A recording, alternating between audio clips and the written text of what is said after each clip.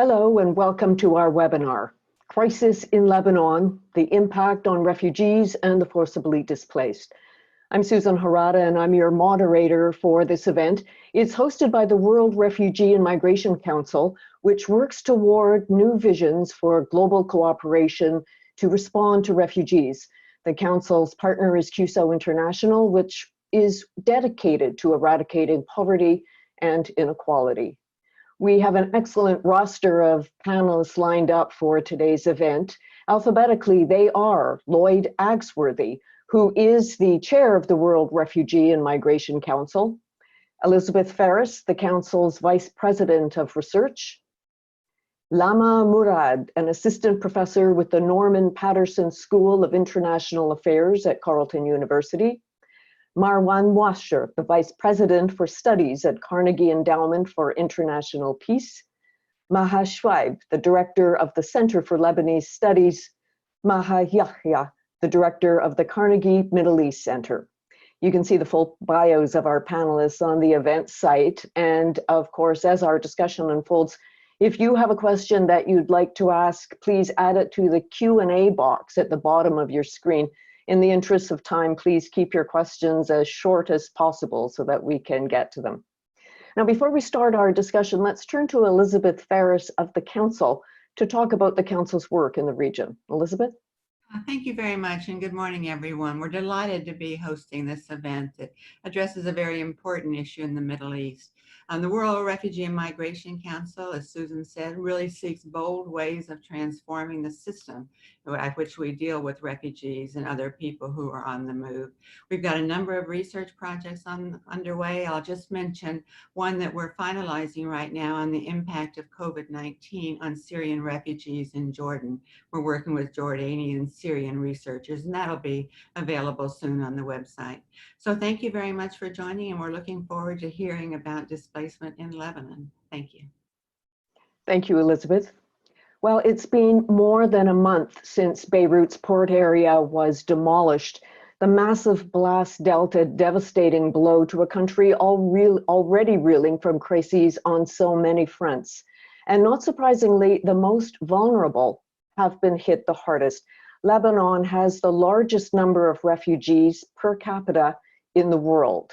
The blast, coupled with the ongoing COVID-19 pandemic, turned the lives of the forcibly displaced upside down yet again.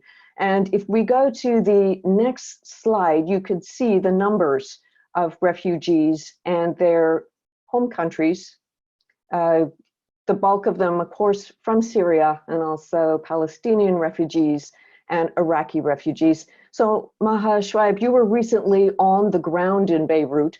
Many refugees lived in the port area, and there have been numerous accounts of unspeakable grief and hardship. Based on what you saw and the forcibly displaced you spoke with, can you give us an idea of how the refugee population is coping in the day-to-day? Hi, everyone. Thank you for having me today. I think everyone in Lebanon at the moment is grieving and in shock, unfortunately. I think the Syrians are far more vulnerable because of the political climate now, and I think the international intervention is not going to work in their favor because they're going to be pushed more and more into the margin. Unfortunately, this time the cycle of corruption in Lebanon again exploded in their face, and they're going to suffer more. At the moment, we see there is an inclination of not to pass aid through the government, but to give it to the civil society. Again, some of this civil society do not, sometimes there are practices of racism and discrimination, which is also affecting the kind of aid that is being delivered on the ground. With COVID-19 as well happening, and evolving more and more in Lebanon, the situation for Syrian refugees is getting worse. The situation at the border is getting worse. Many Syrian refugees are stuck at the moment. They're not able to afford the $100 to go back to Syria, which the government imposes for them to do the COVID-19 test. So I think all of this is not helping. But one of the things that I think is going to have a really stark effect is the issue of corruption. At the moment, with the Macron initiative, what we're seeing with that, the government is again being supported And any hopes of real serious reform and anti-corruption efforts are not going to be really serious. This means, and this corruption, sorry. Yeah. Oh, no, no, sorry to interrupt. I'm just wondering if you could tell us what this is doing to the way people are feeling about how they're getting through their daily lives.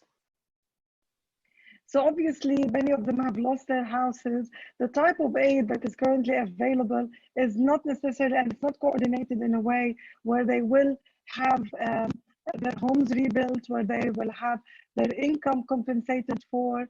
And already the economic situation in Lebanon is completely devastating for everyone, let alone for Syrian refugees.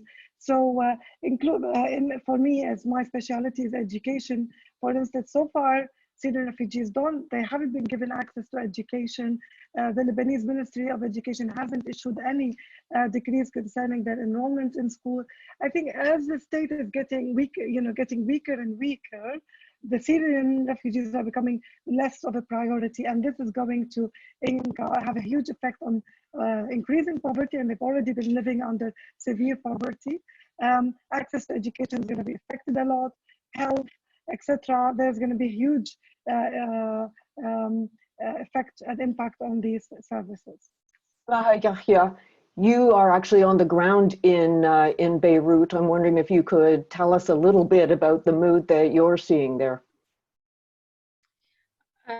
Hi, everyone, and thank you, Susan, and colleagues at the World Refugee Council for having me on this panel and for organizing this panel, particularly as it zooms in and on one of the most vulnerable sectors of resident populations in Lebanon.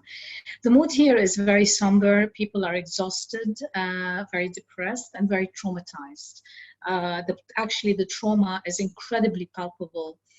As you walk around the city, the aftershock is still very much in place. When it comes to, I mean, you already showed, included some of the figures at the beginning of this session in terms of the damage, injuries, lives lost. What was not included is that around 34 people of those who were killed, of the 200 or so who were killed, are actually refugees.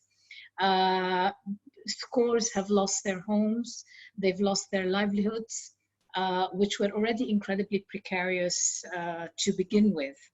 For the local Lebanese population, around 300,000 people have lost their homes. So they've, in a sense, become internally displaced within their own countries.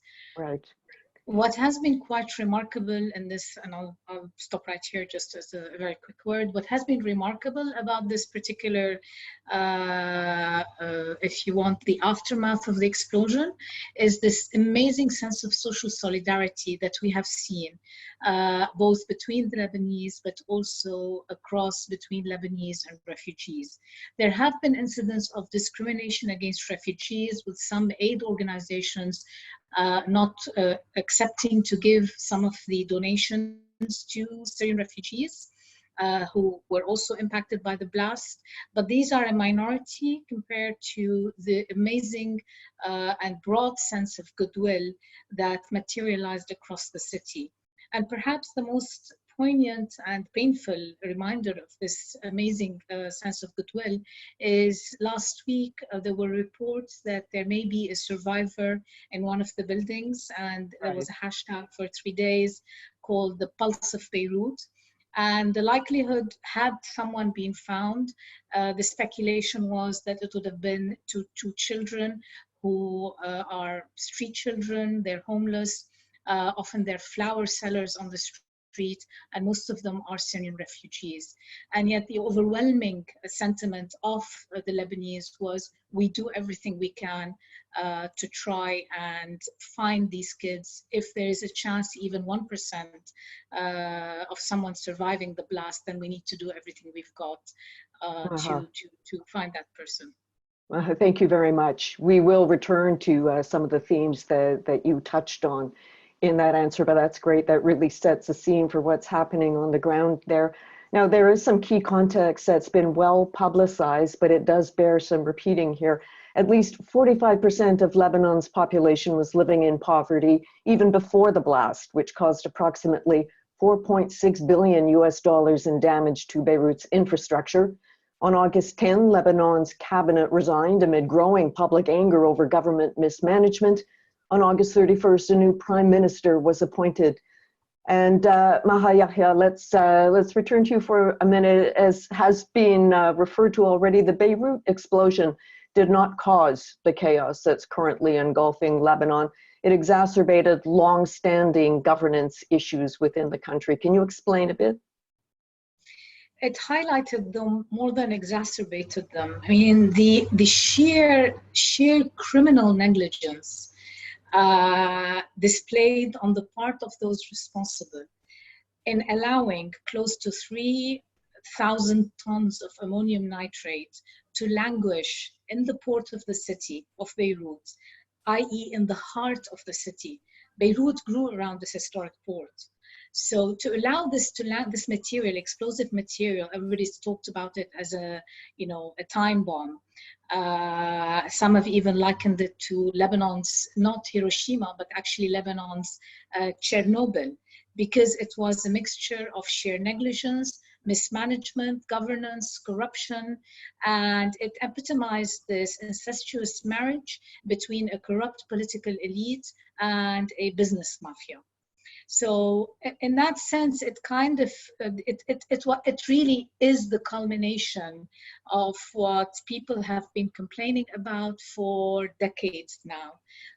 And why people took to the streets in the hundreds of thousands and on October 17th. I mean, since October, people have been on the streets demanding political change, wanting something different. If we just look at some of the figures, you talk about more than 40, actually it's now more than 50% of the population that is likely to fall below the poverty line. This is because the political crisis has come on the heels of a massive economic crisis, where the country has been in a free fall since October, in an economic free fall. And yet very few policies have been undertaken to stem that free fall and to try and recuperate. This is a country where income inequality was incredibly vast, where 1% of the population controlled something more than 50% of the, for example, the banking sector. I think actually it's even more than that, where the gap between the haves and the have-nots when it comes to access to health, 52% of the Lebanese population does not have access to health insurance. When it comes to education and the quality of education, when it comes to economic opportunity, employment, etc., were significant. And these gaps were exacerbated by a system that allowed an intermarriage between a sectarian political system that was able to breed nepotistic, clientelistic networks, to use state institutions as a source for gaining revenue for the political parties and the sectarian leadership, and for giving out favors. The bottom line, none of the different sectarian communities in Lebanon have really gained from this system. In fact, everybody lost, and the people who gained were the heads of the political parties, most of whom have deals within, between each other. Thank you. People realized this, so they took to the streets. Thank you, Maha. Marwan, I'd like to draw you into this, given what Maha's described. When you have a corrupt and non-functioning government like that, how should international assistance be handled? Well, Maha has described very well the context within which the crisis is taking place. The blast is only the last in a series of economic and political woes that the country has gone to. Unfortunately, people have no trust in this government or any government in Lebanon. The political system in Lebanon has been such that corruption is rampant, and all the political forces are taking place in it. I know the question arises by the international community of whether by bypassing the government, they are undermining maybe the legitimacy of future governments. Unfortunately, the Lebanese system, the Lebanese government has put itself in such a place. There is no trust in the system. You need to differentiate between short-term assistance and long-term assistance. Obviously, people do need short-term assistance that might be coming, even if it means cooperating with the Lebanese government. But any long-term assistance, not just with respect to the blast, but with respect to the bigger picture of the economic conditions and the political conditions that Lebanon finds itself in today, it is obvious that there is no appetite for any long-term financial assistance if the Lebanese cannot help themselves, and if the political forces in Lebanon don't internalize the fact that things cannot be run the way they used to before. We were at a time in the Middle East, in the region, when oil, meant that there was regional largesse, and when crisis like this happened in the past, you could depend on the largesse of the Saudis or of Gulf states in order to foot the bill and ease the situation. That's gone, whether it is because of the decline in oil prices in 2014 or whether it's because of COVID-19. The oil era in the Arab world is over and everybody's out for themselves now. So there is no regional power that will be able to help Lebanon out of its economic woes until the Lebanese take things into their own hands. Whether that will happen, of course, is still an open question, but it is a question that lies mainly with the Lebanese themselves. Thank you, Marwan. Now, Maha Yahya, I know you wanted to jump in here. Thank you, Susan. Just a couple of words. I mean, the demand, as Marwan was saying, for donors to bypass the state institutions is incredibly palpable and very loud because there is no trust in the system. There are alternatives to this, though, and we can talk about it more at length in the policy recommendations. But the chance, the possibility, bypassing state institutions, or at least bypassing the current corruption that is embedded in state institutions, is possible by creating, for example, an international support fund for Lebanon that would also include some of the functioning state institutions in this country. I mean, you don't throw out the baby with the bathwater. You've got syndicates such as the Syndicate of Lawyers, the Syndicate of Engineers. There are watchdog entities that have been marginalized for decades now in Lebanon that could be reinvigorated, partnerships with the judiciary. So there are venues for making sure that the money comes in and is not siphoned off, but is actually spent where it needs to be spent. For that to happen, that fund has to be managed both by the international community, but also by locals, trusted local entities. And I think the role of local entities here is fundamental in identifying needs and in oversight on both fronts. It's not enough to say only the internationals will manage this funding. Right, thank you. It's such a complex situation that becomes even more complex, Lama, when you layer on the experience of the refugees. Now, we touched on this very, very briefly. There was some mention earlier about the stories of discrimination in the way that humanitarian relief efforts were being applied to the various refugee communities. Can you tell us how accurately this actually portrays the bigger picture, the space that's been allotted for refugees in Lebanon? Thank you, Susan. So I think on that point, what I would say is, to a large extent, I agree with Maha that I think these cases remain thankfully limited. It's not representative. The instances of discrimination are importantly being, I think, brought up and brought forward, but they're not necessarily representative of the entire relief effort. What I think, though, is really important is that those are sort of the forms of discrimination that are explicit and very visible. But I think there are a lot of ways in which refugees and migrants in the country face discrimination at a systemic level.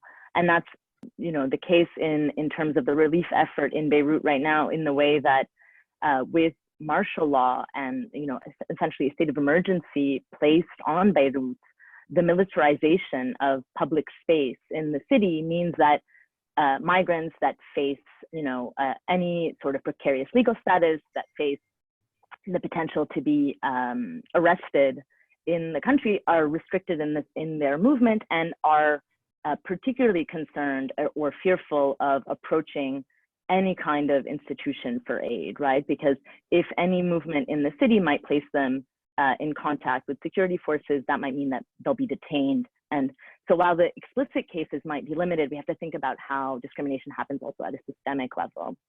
And I think with regards to that, it's also important, I think this really bears noting about the October 17th uprising, is that there was, we know from other cases in the world that in cases of economic crisis, a thing that we see often, unfortunately, is migrant scapegoating and refugee scapegoating. And this is true as much in Europe and the United States as it is in other places in the world. And one thing that's really important, I think, and remarkable in the uprising in Lebanon has been a staunch rejection of refugee and migrant scapegoating on the part of the protest movement itself. And this is really, most prominently, I would say that's from the feminist and anti-racist coalitions that have been part of the protest movement. But broadly speaking, the protest movement has not engaged in anti-migrant rhetoric, in anti-refugee rhetoric, quite the opposite, actually. And we can talk about some of the examples of, there was in the first few days of the uprising in October, there was a really awful death of 2 Syrian migrant laborers, and the way in which the protest movement took on that moment was quite remarkable, and I'm happy to talk about that later. And this is, in the context in Lebanon where major political parties, primarily the Free Patriotic Movement, the President's Party, but not only, and the former Foreign Minister Gibran Bassil have engaged in strong anti-migrant, anti-refugee rhetoric, and that's been largely rejected by people. And I think that's really important to note. And finally, I think the more important issue to talk about with regards to relief effort discrimination is also the way in which, there's a limit to the way in which, civil society should be called upon to take on the full responsibility of those kinds of relief efforts. And I'm really was happy to hear Maha speak about the way in which we could engage certain elements of state institutions or state adjacent institutions. So I think it'd be great to talk some more about that as well. Thank you. We definitely will return to this. For now, Marwan, I'd like to draw you back in and ask you about the regional actors, some who may not have Lebanon's best interests at heart. What are they doing to possibly exploit the situation?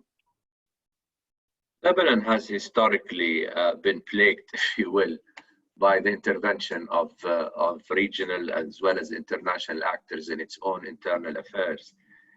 There are a number of regional actors that are involved in Lebanon. Of course, the most visible one is Iran by supporting Hezbollah and by having Hezbollah as the only armed group in the country. Hezbollah has been able to dictate its own views, through its arms, rather than through peaceful persuasion. But there are others. The Saudis and Turks often have their fights on Lebanese soil by backing different factions in the country. Saudis and the Turks, for example, don't see eye to eye on the Muslim Brotherhood, and often they do their fights there.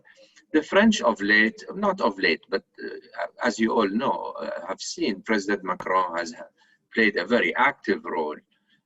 He has come to Lebanon twice with a promise to come a third time. He has been very involved in pushing the parties towards the formation of a new government.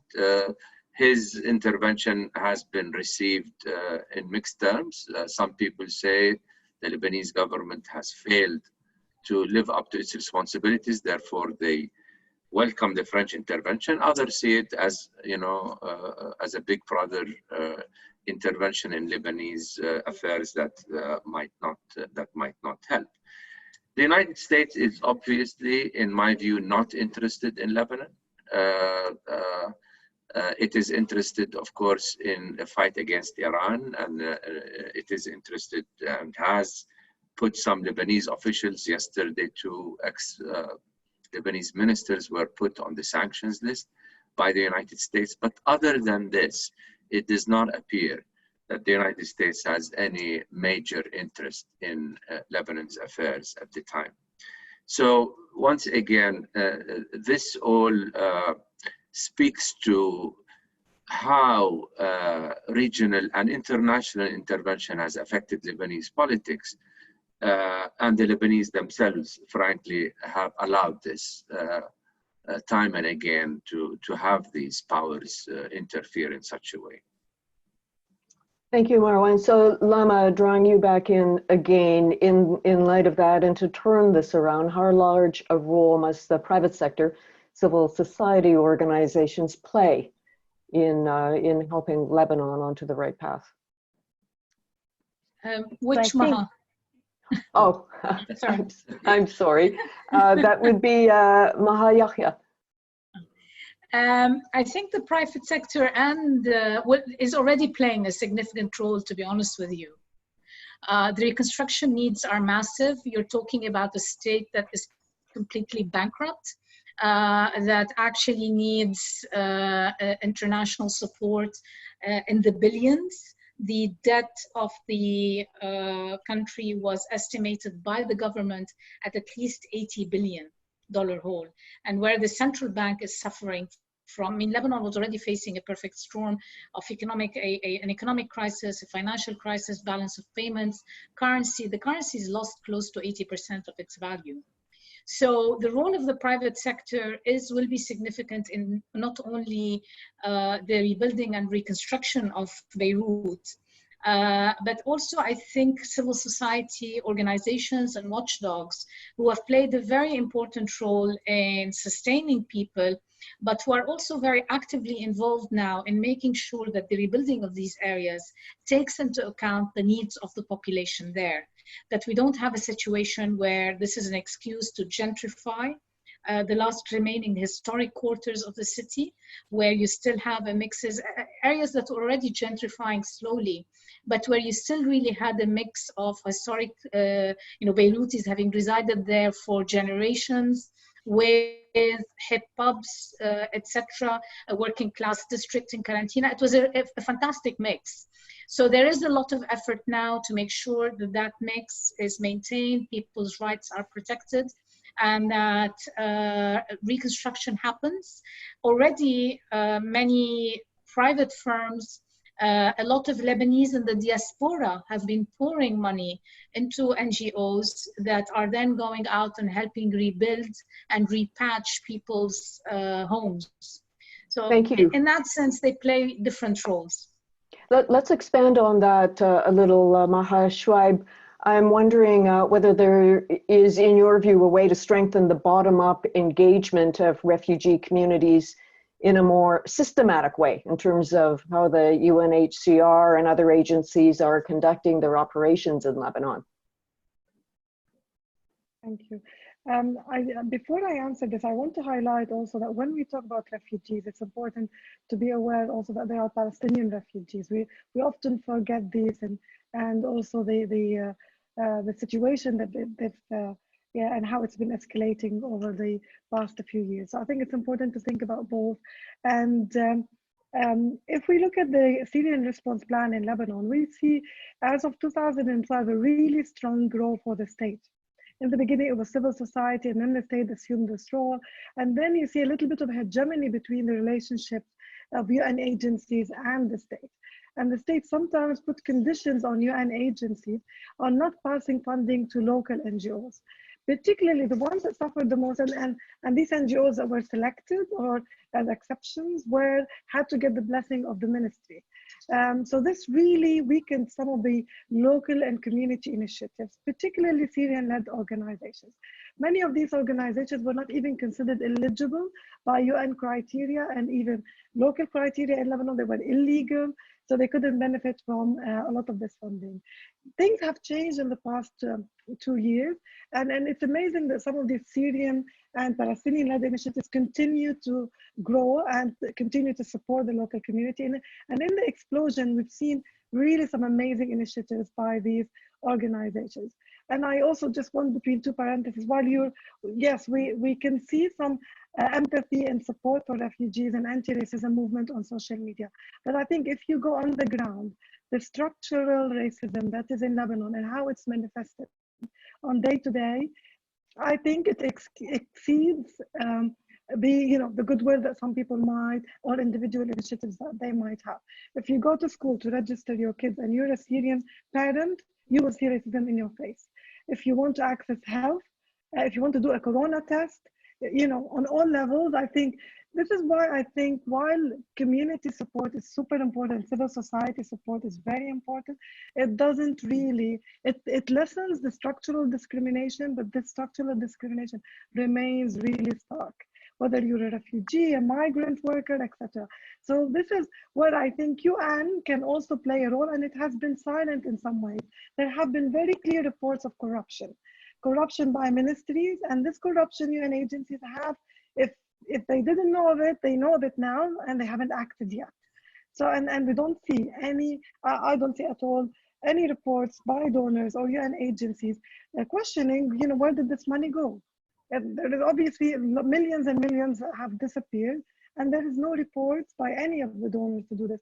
I think now is the time to push UN agencies for more transparency, push UN agencies to get away or loosen this hegemony by the state to support local communities and NGOs. I'll give you an example. I know of a UN agency or an international donor who had to, under the table, hide support for some of the local community initiatives, because if the ministry would know, they would be very upset. I think now is the time where we have to expose these practices.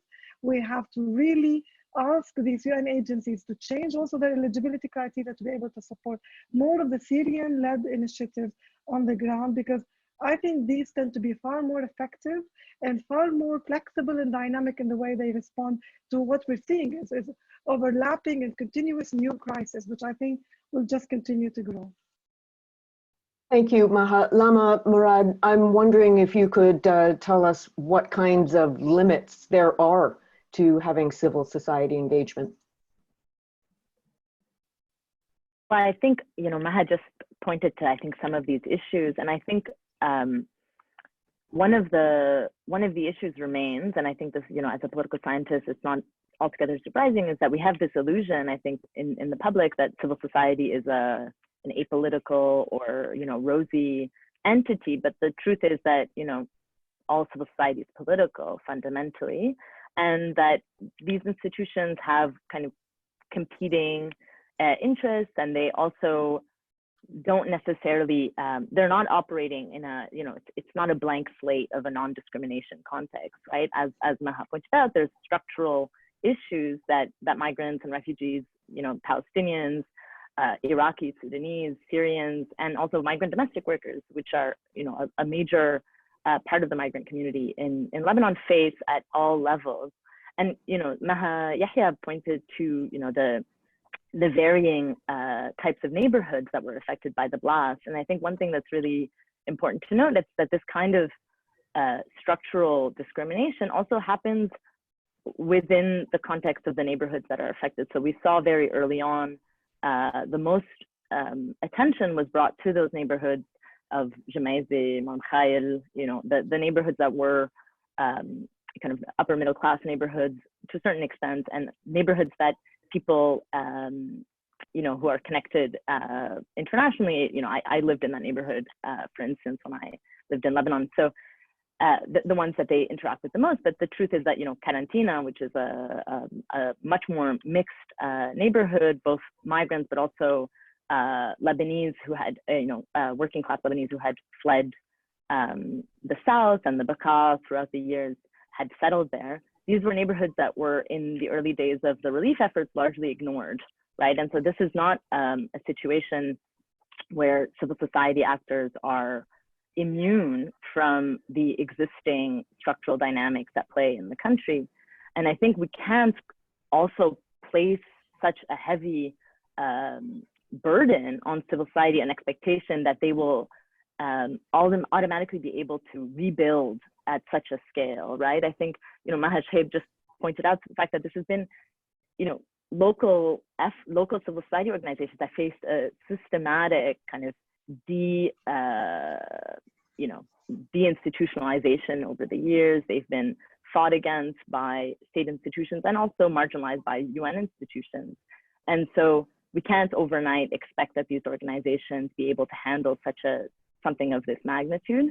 So I think it's important to have tempered expectations about what we can expect from civil society, so that also, you know, they don't automatically fail in the kind of the grandness of the expectations that we have on them, but also call out issues like discrimination, you know, that are happening on the ground, you know, not just, unfortunately, not just on legal status and migrant status issues, but also even on issues of sectarian dynamics within the country. We saw videos of political parties, for instance, that were distributing food aid and in fairly loaded language, implying that this was aid only for Christians within the area. So this is something that yeah. Briefly, Lama, I'm wondering if when there are scarce resources, is it inevitable that somebody is going to lose out? Yes, I think that's, I mean, of course, there's, you know, we're living in a world of scarcity everywhere, ultimately. But at the same time, I think what we can hope to establish is that the reasons why people don't get access to aid are not reasons that have to do with their legal status or with their sectarian belonging or with the prominence of their neighborhood, you know, and that hopefully kind of we can establish criteria by which people can have access to relief effort that's much more based on the impact that they face, not just from the blast, but also from all of these overlapping crises, because the economic crisis has been devastating the country for much longer than the direct impact of the blast. Right, thank you. Maha Yahya, I'm wondering whether you can tell us, with the French president talking about a second donor conference for next month, is there a need to start reviewing what donors are collectively doing, so there is one big unified picture? Absolutely. I mean, right now, for a country that's gone through the trials and tribulations that Lebanon has gone through, including a war in 2006 and before that, I mean, I won't go through all of them. There's been a very weak crisis management response, and I'm being very generous here. There's been really almost no crisis response management. There is no unit that actually takes care of this, which means that the left hand does not know what the right hand is doing. Support is coming in, it's coming in an ad hoc manner. It might be some sectors, for example, everybody wants to give food, but perhaps not enough are giving support for health. So yes, there needs to be a comprehensive review, and despite the flash appeals of the UN, etc., it's not enough. There needs to be a comprehensive review by the government itself. There has to be a crisis unit, management unit within the government that looks at what the needs are, what has been done, and is able to kind of direct and identify what support is needed where. This can be done in parallel and in partnership with the international community, but someone has to take the lead. I don't think that what President Macron will do, the kind of donor support they're talking about, it will happen if the reforms, I mean, he's done this, he's promised this, contingent on Lebanon's government undertaking certain reforms. So this has to be also part of the reforms that are undertaken. Otherwise, the support will not materialize. Thank you. I'd like to talk a little bit more about solutions right now. You've all touched on them throughout our discussion. And I want each of you to weigh in here. Out of crisis, of course, comes some opportunities for reform. Can you, each of you, briefly describe 2 policy solutions that you feel are essential if Lebanon is to get back on track, and if the plight of refugees and the forcibly displaced is to improve? Marwan, why don't we start with you?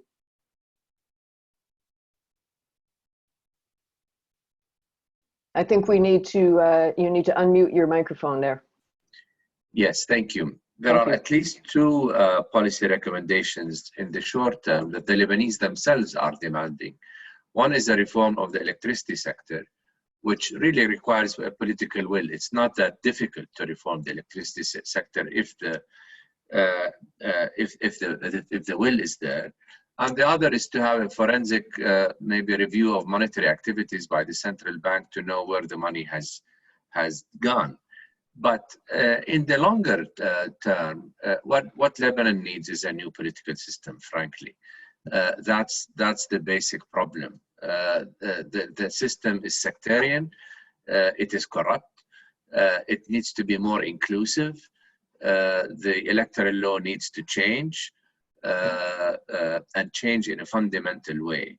Now, do the Lebanese have the appetite to do this or not? I leave that to Maha and the others to say. I'm not Lebanese, I can't tell, but it is clear that this system has exhausted all its possibilities. It is totally dysfunctional and it is corrupt as well. And with, as I said, with the decline of the oil era in the Arab world, the Lebanese have no one to depend on except themselves. They will need to have a total revamping of the political system in the country. That's obviously a long-term process, but it's a process that needs to begin. Thank you. Maha Shwaib, let's go to you to hear your thoughts about policy solutions to turn things around in Lebanon. Okay, I'll focus more on refugees this time. So over the past few years, we've been seeing an attempt to move from a humanitarian paradigm of response to more of a developmental response to the refugee crisis. However, when you look into these response plans that have been drafted by UN agencies with the support of government, you see that it's primarily, when it comes to implementation, is development for Lebanese. In the end, unfortunately, it doesn't see the light, but it remains a humanitarian for refugees. I think now is a serious time where we can try and really shift the discourse to a developmental discourse rather than a humanitarian discourse that encompasses both groups. Another thing, I think there will be a tendency to invest and continue to support international organizations, particularly UN agencies. I think now is the time to strengthen the way these organizations work on the ground.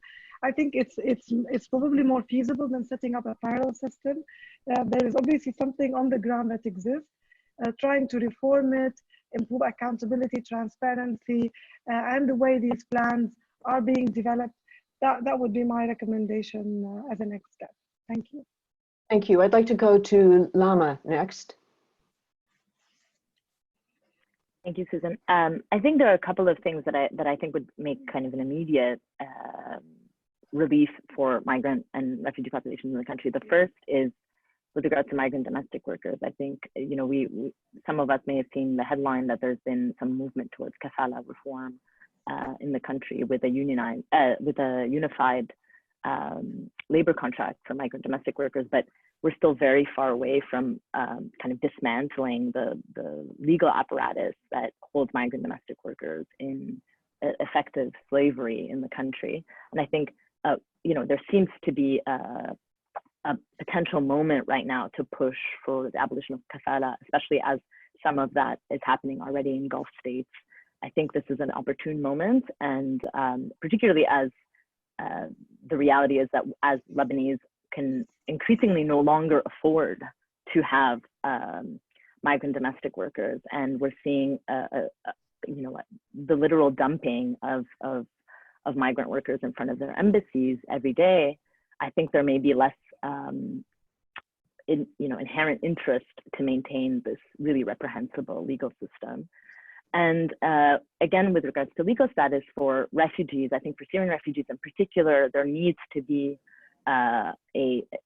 beyond a humanitarian lens and a relief lens, there needs to be much more of an effort placed on reforming the issue of legal residency and legal status, because I think this is something that when it first became an issue in Lebanon was gaining a lot of attention, but has receded very much into the background. And I think it continues to structure the lives of Syrian refugees in myriad ways.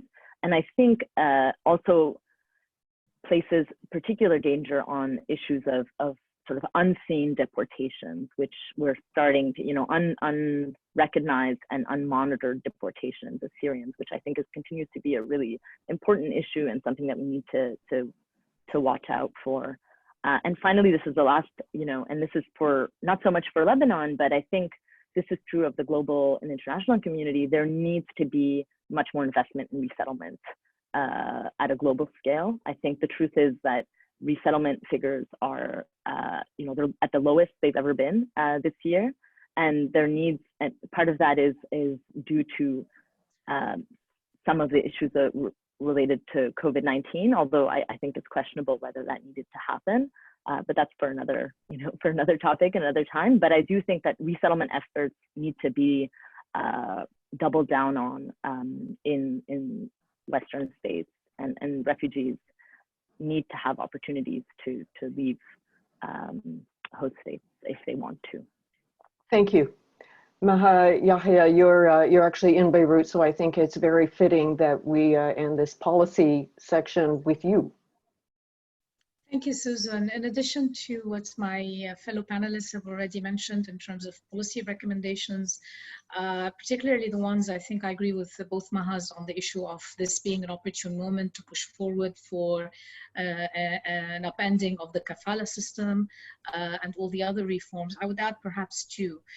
One is in addition to the what I'd mentioned earlier, which is the fund, the emergency fund for Lebanon, but one that would include both locals, whether it's the syndicate of lawyers, whether it's the syndicate of engineers, I mean, basically locals who are able to work with the international community on both identification, but also on oversight, or identification of needs and oversight. I would also add to that judicial reform. We cannot achieve anything without a proper judicial system. And that also includes oversight of the procurement.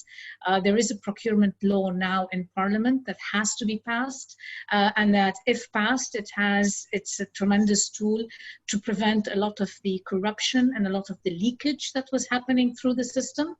And finally, I would say on the international, the regional and international, when it comes to the refugees, particularly Syrian refugees, a more equitable approach to burden sharing.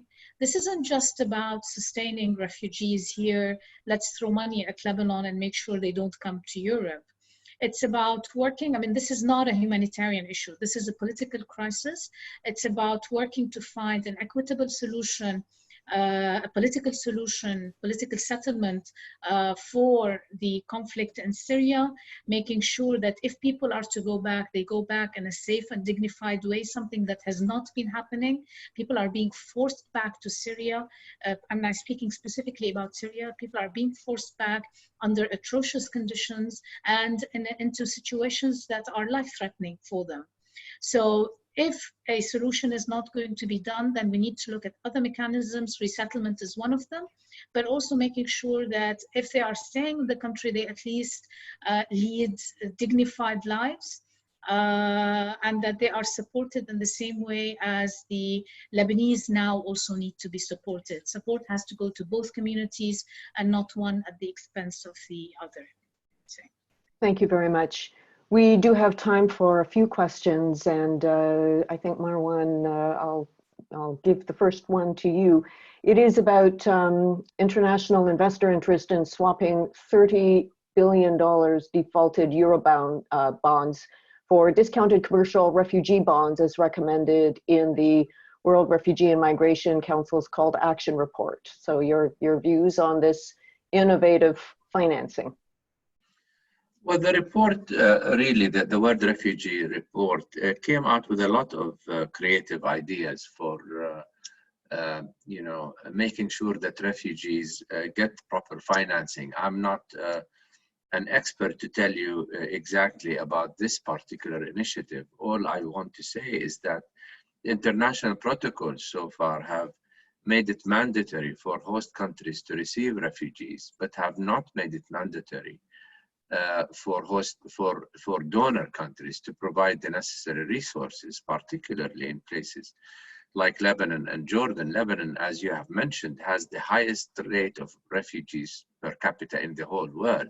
Jordan, you know, comes probably next to that. These are two poor countries that do not have the resources in order to host these refugees. And at the same time, as Maha also said, you know, one cannot push them out also. It's illegal under international law to push them out. So obviously, you need creative ideas that can make sure these refugees have the proper financial resources. And any such creative ideas would be more than welcome. Thank you. Now, this next question has slightly been touched on. What about reforms on policies for the return of refugees to their country of origin? Is this also needed? Maha Yahya, would you like to take that one? Sure, absolutely. I mean, today, the return of refugees to Syria in particular is negotiated mainly through the internal security services. So it's a very securitized process, which does not necessarily take into account, you know, the needs of refugees themselves. It's a cooperation between the security services in Lebanon and those in Syria. There's a vetting mechanism that Syrian refugees go through, and actually more often than not, the Syrians refuse to take refugees back. The Syrian regime today is not interested in having refugees go back to Syria for a lot of reasons that I will not get into at this point. So this again has to be part of a final political settlement. Meanwhile, when it comes to Lebanon, access to the judiciary, to due process, protection of refugees, making sure that they are not being abused, have to be up front and center when it comes to any kind of policy reform, but also in terms of how do you make sure that these individuals are able to live safe and dignified lives in Lebanon as well, whilst waiting to go back home. And they do want to go back home, they just can't. Thank you very much. And that is all the time we have right now to get to the other questions, but we will hopefully be able to supply you some answers via email. In the time we have left, I'd like to call on Lloyd Agsworthy, who is the chair of the World Refugee and Migration Council, to give us his closing thoughts on today's discussion.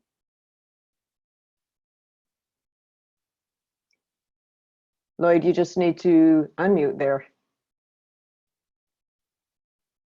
I keep hitting unmute, but there you are. Great, thank you, and Susan, thank you very much for taking on the really important task of addressing what is clearly one of the serious humanitarian issues that we're now facing, along with the major cosmic issues of epidemics and corruption and failed states.